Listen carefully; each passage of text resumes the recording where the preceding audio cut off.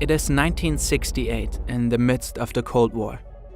The Soviet submarine K-129 quietly sails through the deep waters of the Pacific. Suddenly, around 1,500 miles northwest of Hawaii, it vanishes from radar.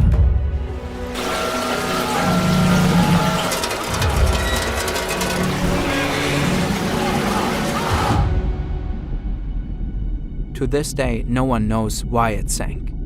On board the deep-sea vessel are weapons and technology of immense value, sparking one of the most spectacular salvage missions and diversion campaigns in CIA history.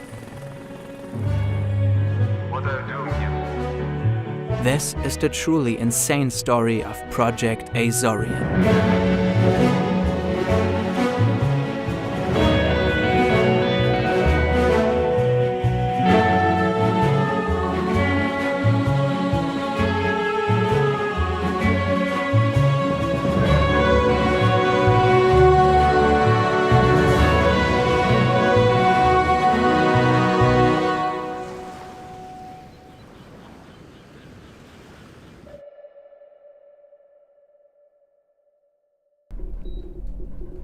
On March 8, 1968, officers at a US naval base record an unusual signal through their sound surveillance system. SOSUS is a state-of-the-art technology to detect submarines. The signal, which presumably originates from an underwater implosion, can be traced to a specific location around 1,500 miles northwest of Hawaii. It's an area known to be patrolled by the Soviet Navy. Meanwhile, in a Soviet control center, the Soviets make several radio checks on their ballistic missile submarine K-129, all without success. Something is wrong. They immediately initiate a massive search for the missing vessel. It will last a full 2 months with no success. As a result, K-129 is considered lost, along with its 83 crew members.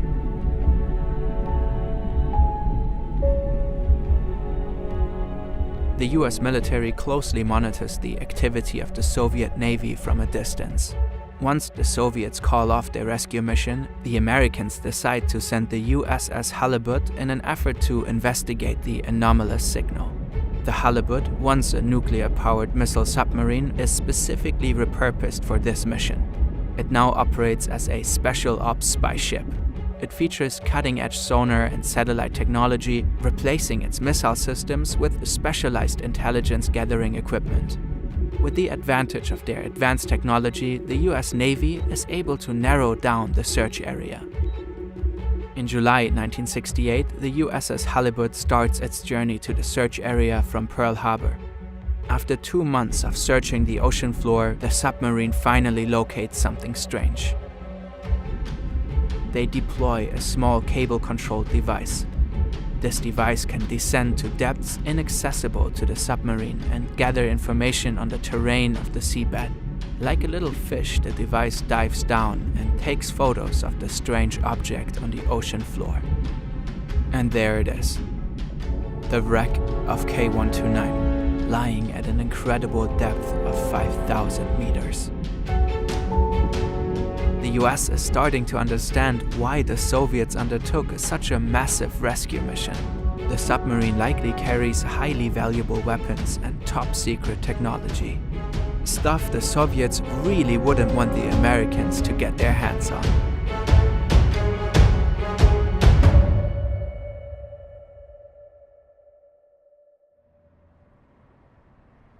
Back in Washington, D.C., curiosity is growing.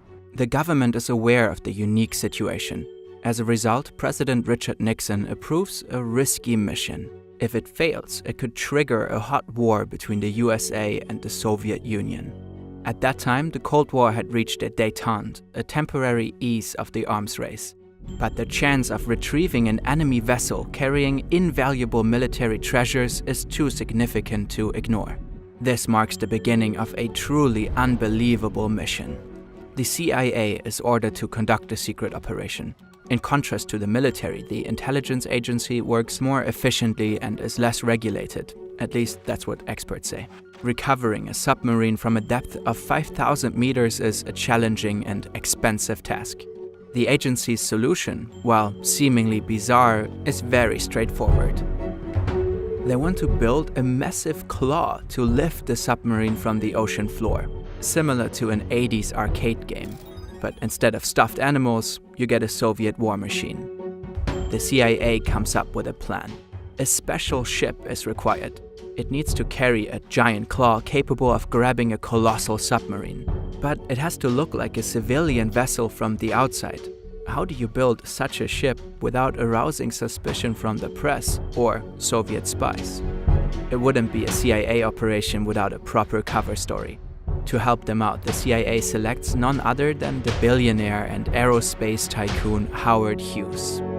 He shall play the leading role in a well-orchestrated diversion campaign.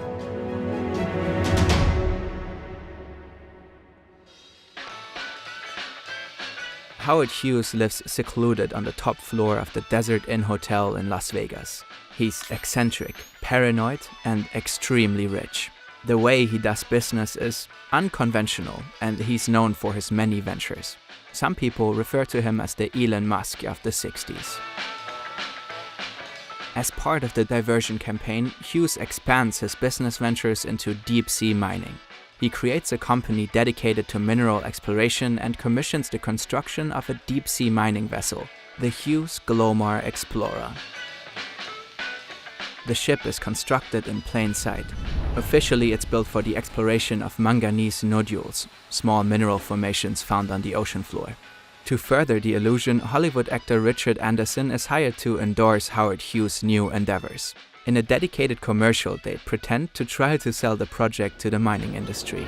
I am now aboard what is probably the most technologically advanced seagoing vessel in the world today, the Glomar Explorer. Meanwhile, the CIA commissions Lockheed, renowned for developing spy planes, to secretly construct a massive claw capable of grabbing an entire submarine. Nobody notices what's really happening. The construction takes over 4 years and costs around $350 million. For the US government, the ship is worth every penny. The stakes are high. The mission cannot fail under any circumstances. From a technical viewpoint, the Glomar Explorer is truly a fascinating ship. It weighs 50,000 tons and is 189 meters in length, equipped with a giant hoisting mechanism. A large internal hangar, the so-called moon pool, provides access to the ocean. The plan is to use the claw to lift the Soviet submarine up into the moon pool where it could be deposited and inspected. But how do you lower the claw 5,000 meters into the ocean? Aboard the ship are 600 giant steel pipes, each 9 meters in length. During the claw's descent, these steel pipes are connected to one another by a mounting crane on deck, thus forming one single 5,000-meter-long pipe that can reach down into the abyss. Additionally, the ship and claw are equipped with advanced sonar and positioning systems to accurately locate the wreckage site. And so it begins. What kind of vessel are you?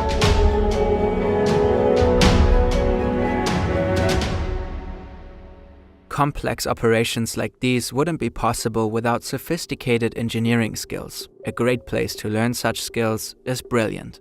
Brilliant empowers you to connect the dots and understand the world intuitively. With interactive lessons in mathematics, programming, AI, and science, Brilliant helps you to develop the skills needed to thrive in the information age. Their hands-on approach transforms learning into an exciting experience. For example, Brilliant offers a course on how LLMs work, an immersive programming workshop that lets you experience and harness the mechanics of today's most advanced AI tools. If that's not your cup of tea, there are numerous other interesting fields.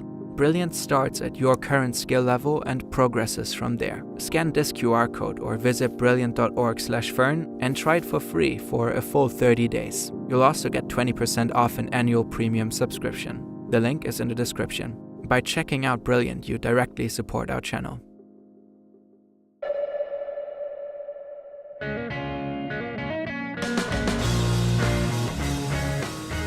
It's the summer of 1974. 6 years of preparation have gone by. Meanwhile, K-129 is slowly decaying on the ocean floor. The recovery ship is on course to the wreck site. The preparations went according to plan and morale is high. One of the members documents their excitement in a diary. The sky was leaden, yet the crew had spirits that were as bright as polished silver. Mission impossible? Nonsense. Impossible was not in our vocabulary. A few days into the journey, the Glomar Explorer receives critical intelligence. The Soviet trekking ship Chasma is patrolling these waters and expected to cross the Glomar's path. When they arrive, the Soviets seem suspicious. To further investigate what's going on, they launch a helicopter. The crew of the Glomar is nervously watching as the Soviet helicopter makes several low passes near their ship. If the Soviets uncover the true purpose of the Glomar's mission, it could escalate into a dangerous conflict. Eventually, the helicopter returns to its ship. The Glomar Explorer and Chasma open communication over radio. We are on our way home and heard your foghorn. What are you doing here? The Americans are getting real nervous now. The Chasma was not within hearing distance of the Glomar. This seems to be a lie. But the CIA agents stick to their cover story. We are conducting ocean mining tests. Deep ocean mining tests. What kind of vessel are you? A deep ocean mining vessel. How much time will you be here? We expect to finish testing in 2 to 3 weeks. I wish you all the best. The Chasma signs off, turns around and heads back to its home port, Petropavlovsk. Following this nerve-wracking encounter, the Glomar Explorer can finally proceed with its actual mission. Very slowly, the colossal claw begins its descent into the deep, dark ocean. Every now and then, a Soviet ship curiously passes by. The crew is getting ever more tense. After about a week, the sonar system attached to the claw detects the seabed. Another week of prep and troubleshooting follows. Finally, the claw secures the wreck and the lift begins. The 2,700-ton submarine ascends from its watery grave. The claw is pulling it up meter by meter. It seems to be going well. Then, suddenly, the claw partly breaks and opens. In turn, over half of the submarine breaks off and sinks back into the depths.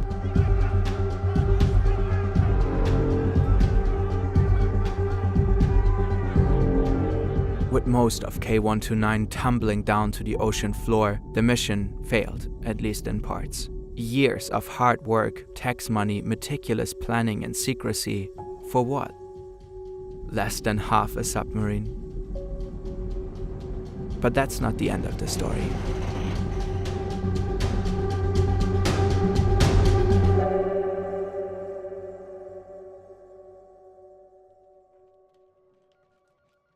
Immediately after the failed first attempt, the CIA plans a second mission to recover the remaining parts of K-129. But in February 1975, the Los Angeles Times exposes Project Azorian. In an article, they reveal the true mission of the Hughes Glomar Explorer. During the first mission, someone broke into Howard Hughes' LA offices and stole top-secret files. The files link him and his supposed mining ship to the CIA. The news spread rapidly, forcing the US government to issue a public statement. To avoid embarrassing the Soviets and jeopardizing diplomatic progress, the government crafts a carefully ambiguous response. We can neither confirm nor deny. A phrase that became known as the Glomar response. Today it's a popular way for government officials to reveal nothing while still saying something.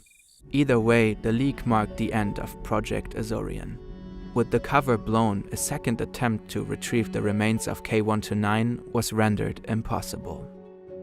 To this day, the contents of the recovered section remain a mystery.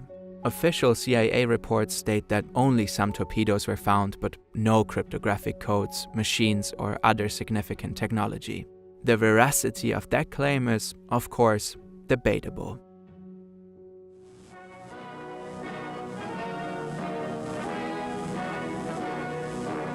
The CIA did find 6 deceased Soviet crew members in the retrieved section of the submarine. These men were given a formal burial at sea, which was filmed by a CIA documentary crew.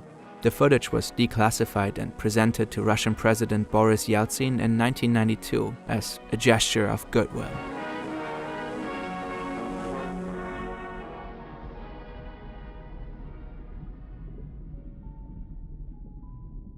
Most of K129 remains 5,000 meters deep in the Pacific Ocean.